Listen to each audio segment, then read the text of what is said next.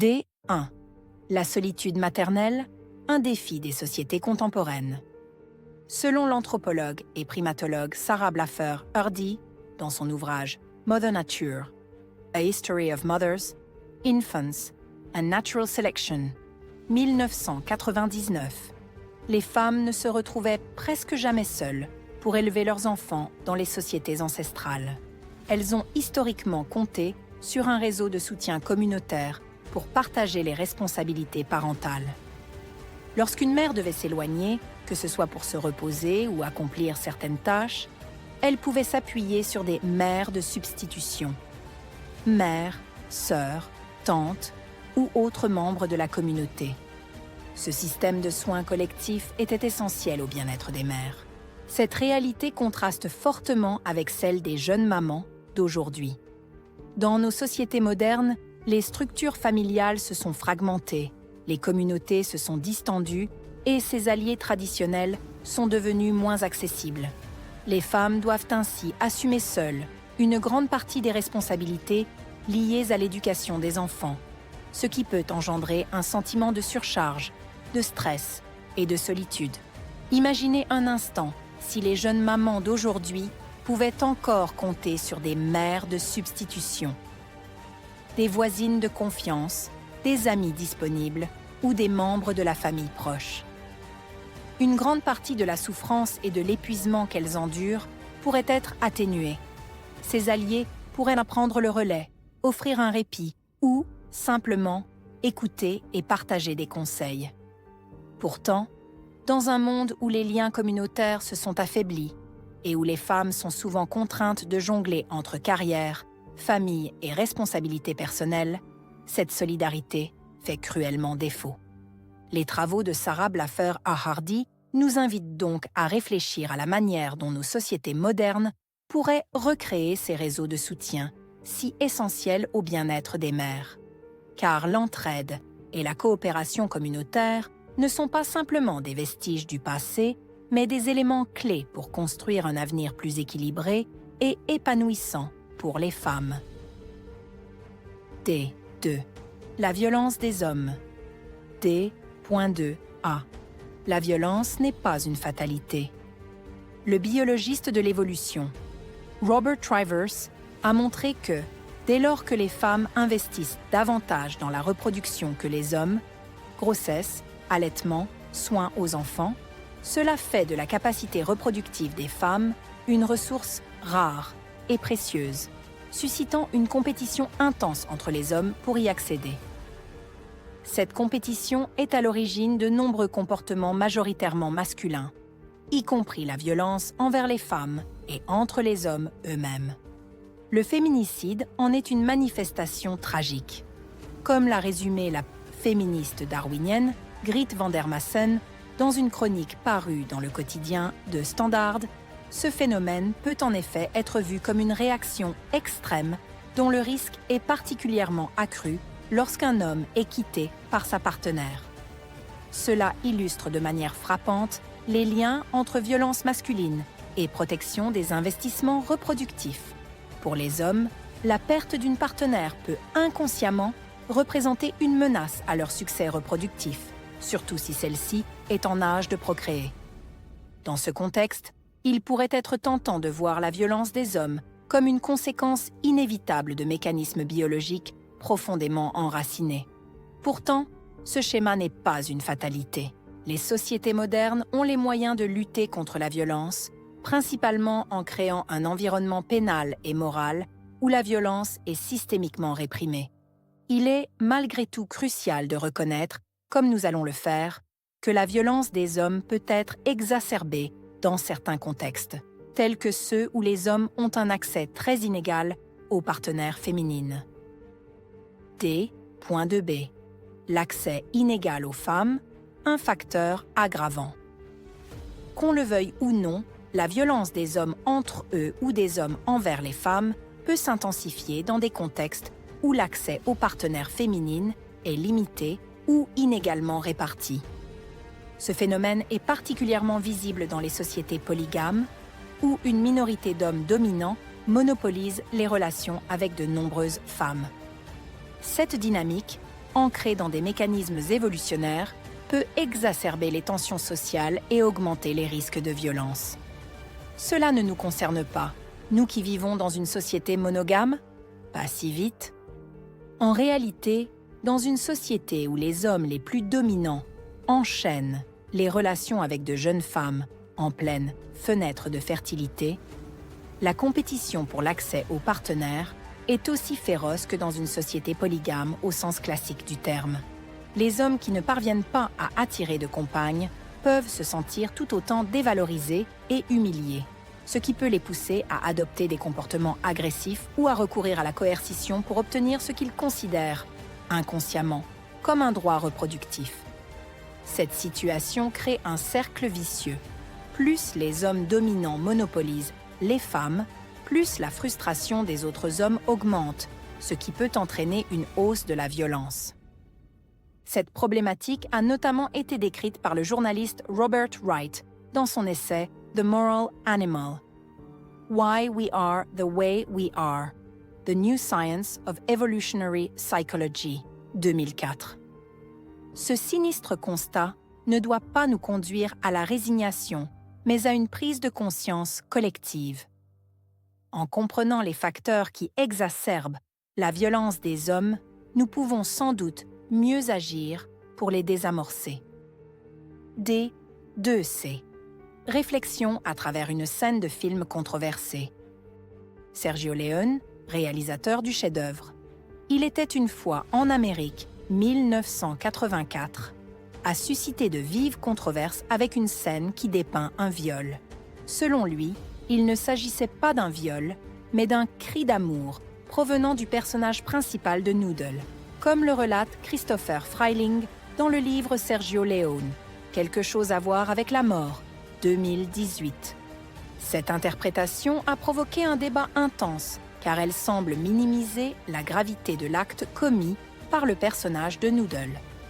Il ne s'agit pas ici de discuter de la responsabilité morale ou pénale de Noodle, qui est indéniable, mais plutôt de comprendre les mécanismes qui l'ont conduit à commettre cet acte d'une extrême violence. Noodle évolue dans un milieu où la violence est omniprésente et où les femmes sont systématiquement méprisées. Cette culture toxique, combinée à ses instincts violents, a créé un terreau fertile pour le passage à l'acte. La question qui se pose alors n'est pas de savoir si d'autres hommes auraient agi différemment dans ce contexte, mais comment on aurait pu empêcher Noodle de commettre ce crime. La réponse réside sans doute dans une réflexion large sur la politique criminelle et la réaction de la société face aux violences sexuelles. Cela implique de déconstruire les mécanismes, non seulement sociaux, mais aussi biologiques, qui peuvent favoriser de tels comportements. Certains critiques ont estimé que cette scène ternit le plaisir qu'on peut éprouver devant l'incontestable beauté du film. Je ne partage pas cet avis. Au contraire, cette scène fait pleinement partie du chef-d'œuvre car elle révèle une vérité crue. La vulnérabilité des hommes face à leur propre violence. Elle montre comment un environnement marqué par la brutalité et le mépris des femmes peut pousser un individu à suivre ses instincts et à commettre l'irréparable. Les violences sexuelles, profondément ancrées dans nos sociétés, ne sont pas encore un vestige du passé. Dans des milieux où la domination masculine reste glorifiée et où les femmes sont réduites à des objets, les actes de violence sexuelle deviennent presque une conséquence logique. Pour rompre ce cercle vicieux, il faut agir à plusieurs niveaux, éduquer dès le plus jeune âge, comme nous le verrons, mais également mettre en place des politiques publiques qui protègent les femmes et sanctionnent fermement les agresseurs. Car le viol est un crime qui laisse des traces indélébiles sur le plan psychologique. Pourtant, la manière dont notre société traite les victimes reste souvent insuffisante, voire traumatisante. Au lieu de leur offrir un soutien adapté et une véritable reconnaissance, nous les laissons trop souvent se débattre seuls, confrontés à un système judiciaire lent, complexe et parfois indifférent. Ne nous leurrons pas. La famille, bien souvent, n'est pas en mesure de porter ce fardeau.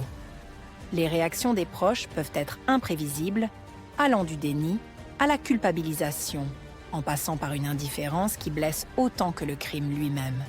Compter sur l'entourage pour apporter un soutien psychologique est une erreur. La preuve en est que, dans de nombreux cas, ce soutien ne vient tout simplement pas. Trop de victimes de viol se retrouvent dès lors prisonnières d'un silence imposé, d'un flou émotionnel et d'un sentiment d'injustice qui les hante parfois toute leur vie. Il est temps de repenser notre approche. Une réaction appropriée du système pénal devrait non seulement contribuer à la réhabilitation psychologique des victimes, mais aussi à réduire drastiquement le taux d'infraction. D3. Les disparités professionnelles. D.3a. Le prestige des métiers de pouvoir. La compétition entre les hommes ne se limite pas à de la violence directe. Cette compétition pour les femmes peut certes se traduire par des comportements toxiques ou de la coercition, mais les hommes rivalisent également à travers la course au statut, aux richesses ou au pouvoir, comme le décrit Steven Pinker dans l'ouvrage The Blank Slate, The Modern Denial of Human Nature, 2002. Dans ce contexte, on comprend peut-être un peu mieux que les métiers traditionnellement associés au pouvoir, comme ceux de la politique, de la haute finance ou de la direction d'entreprise, sont majoritairement occupés par des hommes. Ajoutons une précision. Si les hommes sont naturellement compétitifs, ils ont tout autant formé depuis toujours des réseaux de coopération pour des activités comme la chasse au gros gibier, la défense du groupe ou la compétition intergroupe. De leur côté, les femmes ont pu développer de leur côté une rivalité pour sécuriser les meilleures ressources. Cette dynamique a probablement laissé des traces dans les relations entre les femmes, rendant parfois plus difficile la création de réseaux de soutien fiables. Autrement dit, les femmes sont désavantagées lorsqu'elles tentent d'accéder aux métiers masculinistes, ne fût-ce que parce qu'elles rencontrent des difficultés spécifiques à former des alliances solides. Un aspect pourtant crucial pour réussir dans ces sphères, comme le résume Grit van der Massen dans une chronique du quotidien De Standaard. Or, ces professions où la masculinité est surreprésentée sont non seulement valorisées socialement, mais elles s'accompagnent également de privilèges économiques, renforçant ainsi la position dominante des hommes. Si l'on souhaite promouvoir une société plus égalitaire, il semble donc essentiel d'interroger et de transformer la trop grande valeur que notre société attribue à ces métiers masculinistes, souvent perçus comme étant les plus prestigieux. D.3b. La reconnaissance. Une question d'équité. Les différences d'attrait pour certaines professions et activités est évidemment au cœur de débats intenses sur les stéréotypes de genre. On observe malgré tout que certains domaines comme la construction, l'ingénierie ou les métiers techniques sont majoritairement occupés par des hommes, tandis que l'éducation ou les services à la personne sont davantage dominés par des femmes. Et ce, même dans les pays qui ont fourni les plus grands efforts dans la lutte contre les inégalités hommes-femmes, comme l'aborde David Geary dans son ouvrage Male, Female, The Evolution of Human Sex Differences, 1998. À ce sujet, des études issues des sciences cognitives ont montré que les hommes et les femmes présentent, en moyenne, des profils cognitifs légèrement différents. Ces différences moyennes dans certaines dimensions cognitives, comme la tâche de rotation mentale dans l'espace, mieux maîtrisée chez les hommes, ou le quotient d'empathie, plus élevé chez les femmes, ne doivent bien entendu pas être interprétées comme étant des déterminismes absolus. Mais à l'échelle de toute une population, ces différences peuvent contribuer à expliquer la surreprésentation de hommes dans certains domaines et celle des femmes dans d'autres domaines, comme l'a expliqué Franck Ramus dans une conférence donnée le 6 juin 2014 à l'École normale supérieure de Paris. Ces différences ne devraient pas signifier qu'un sexe est supérieur à l'autre. Pourtant, le cœur des inégalités entre les sexes réside souvent dans un manque de reconnaissance systémique pour les métiers majoritairement occupés par les femmes. Ce manque de reconnaissance est une injustice sociale qui perpétue les déséquilibres de pouvoir et de valeur entre les sexes. Le manque de reconnaissance que subissent les femmes dans les métiers dans lesquels elles sont surreprésentées se prolonge par ailleurs dans les tâches qu'elles supportent majoritairement, comme les responsabilités domestiques.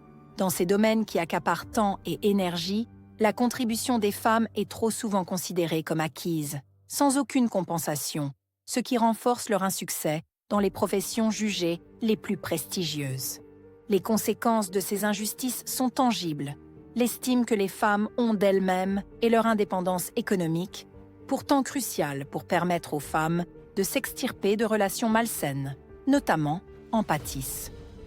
En prenant conscience de ces mécanismes, nous pourrions décider de créer un monde dans lequel chacun serait libre, tant psychologiquement qu'économiquement, de choisir la voie professionnelle qui lui correspond le mieux. Pour parvenir à un tel résultat, des choix politiques concrets sont indispensables. L'un des premiers leviers d'action pourrait consister à revaloriser les métiers féminins, en augmentant les salaires et en améliorant les conditions de travail dans ces secteurs.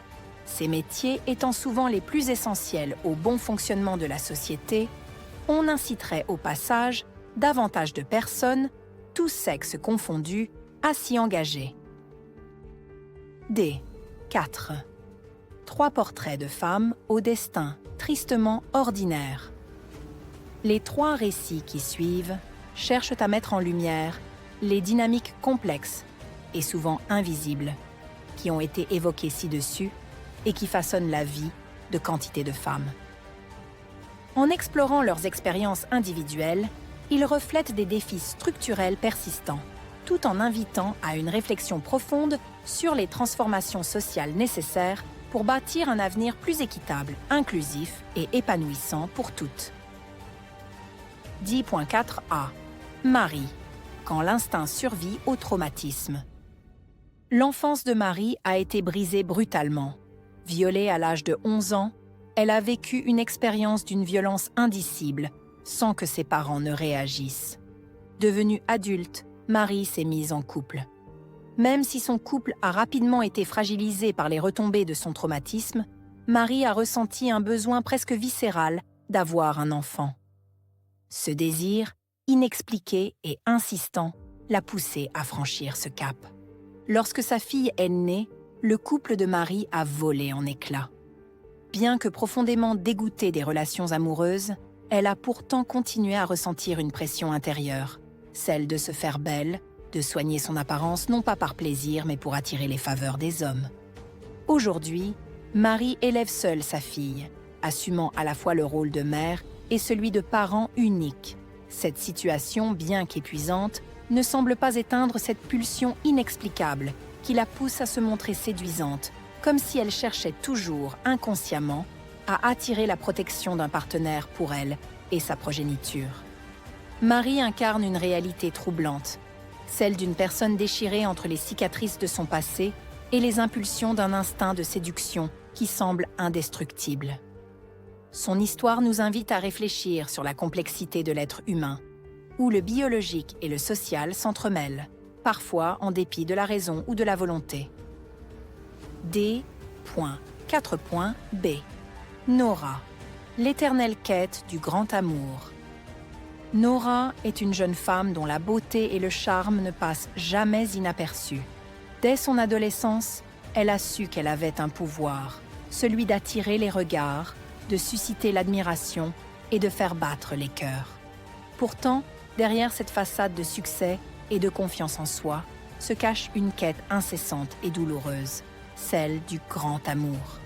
À chaque nouvelle rencontre, Nora tombe profondément amoureuse. Elle est inévitablement attirée par des hommes qui, au départ, semblent répondre à ses attentes. Mais quelque chose se brise toujours, comme si un mécanisme invisible se mettait en marche. Plus elle s'engage, plus elle réalise qu'elle pourrait avoir mieux. Un homme plus séduisant, plus accompli, plus ambitieux. Cette frustration la pousse à rejeter ses partenaires, parfois brutalement, la laissant seule et nostalgique de ce qu'elle aurait pu construire. Arrivée à 40 ans, Nora fait face à un sentiment d'échec profond. Elle se retrouve seule, sans partenaire, sans famille et avec une amertume qui la ronge. Elle réalise que ses choix, guidés par cette soif d'un amour parfait, l'ont empêchée de s'ancrer dans une relation stable. Les années passent et elle commence à comprendre que sa quête incessante de mieux l'a éloignée de ce qu'elle désirait vraiment. Un couple rempli de complicité et de partage. Nora incarne une réalité complexe, celle d'une femme prisonnière de ses propres attentes. Finalement, Nora se demande si elle n'a pas passé sa vie à courir après une illusion, au détriment de ce qui aurait pu être une vie de couple épanouissante.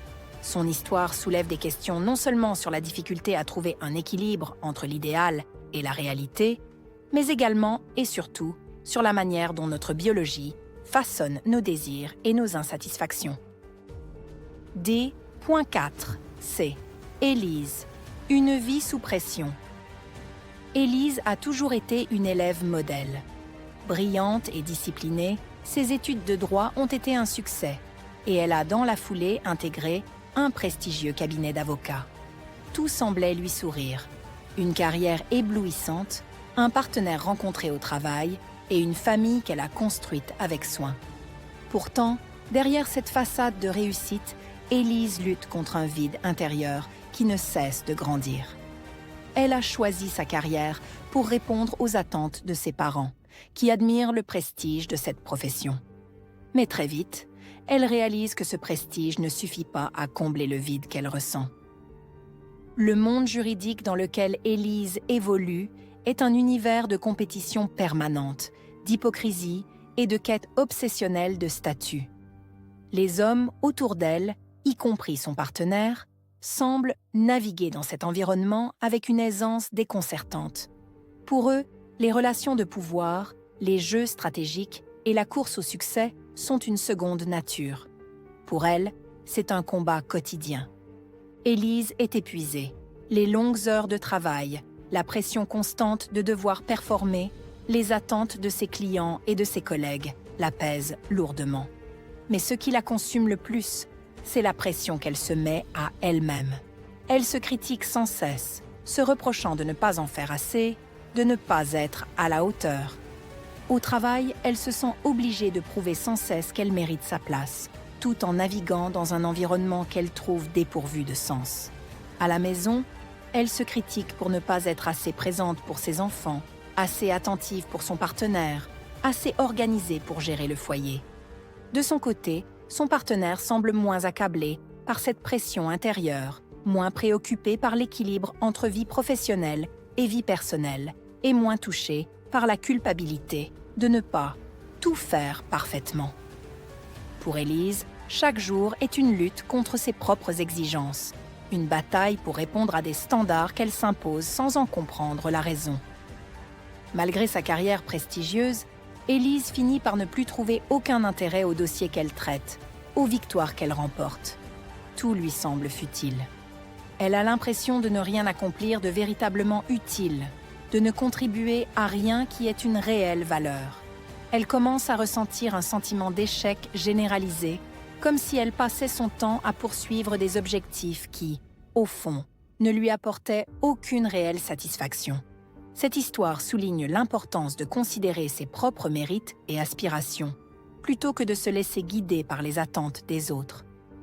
Mais pour qu'une telle chose soit possible, il est fondamental de créer d'abord un cadre où chacun puisse faire ses choix librement, sans crainte de jugement ni de pression.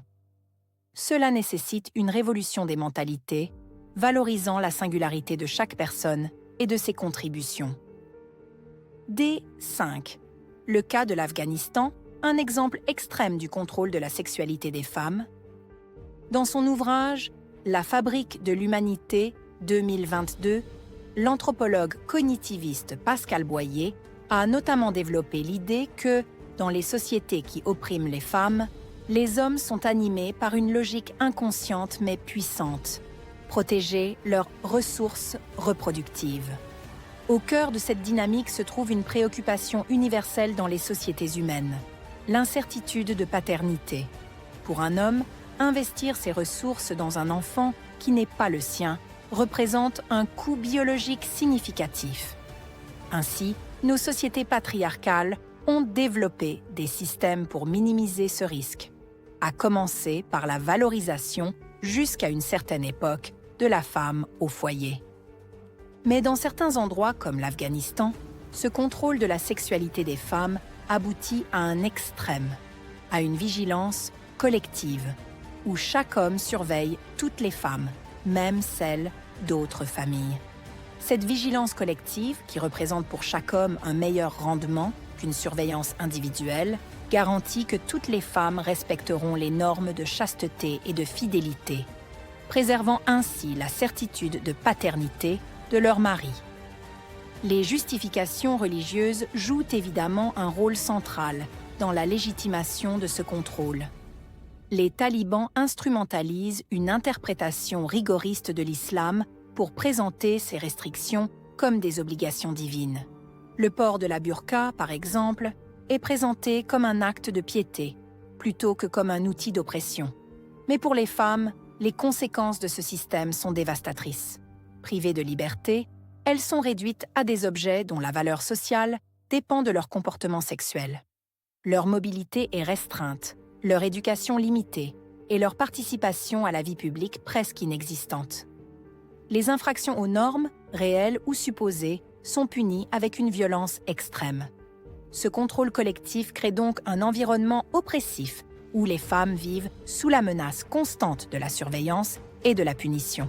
En comprenant les mécanismes qui sous-tendent l'oppression des femmes afghanes, les initiatives locales et internationales qui visent à protéger leurs droits gagneraient peut-être en efficacité.